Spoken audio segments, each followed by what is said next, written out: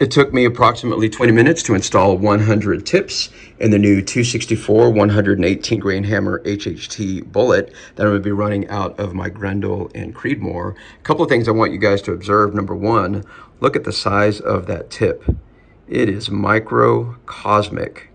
A couple of guys have already noted that the PDR bands look radically different, at least in some of the calibers, and I'll talk about that in a second. But the bullet on the left is a 73 grain Hammer Hunter, and look at the amount of PDR bands that are on there that are tiny.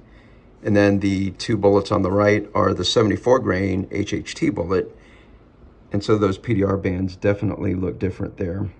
Jump over to the 264 here. This is the 118 in the middle without the tip, and then with the tip here. And this is a 124. This is the closest bullet that I've got in its range. But if you look at these PDR bands, they look pretty much the same. It's just lowered on the original Hammer Hunter, and it looks like the shoulder is pushed up on the new HHT. And that brings me to the next point.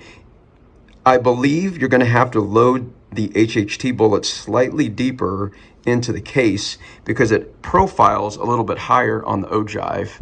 So I will actually put the 264 into my bolt gun, Creedmoor, 6.5 Creedmoor bolt gun, and it'll actually tell me the difference between when it's touching the shoulder and not. The next thing is if you look at the boat tail on the 224 here, it's pretty radical, but it almost looks like a flat base on the HHTs. And I think it's the same. Now it looks like there's a boat tail on the HHTs for the 264 there. But the thing that impresses me the most, and I am really excited about this, is take a look at these hollow points. And I'll take a couple of pictures so you can see what I'm talking about. The ones on the left that are tiny are the original Hammer Hunters. Look at the size of that hollow point. That's definitely going to do some damage. So I am definitely going to shoot it with and without the tip.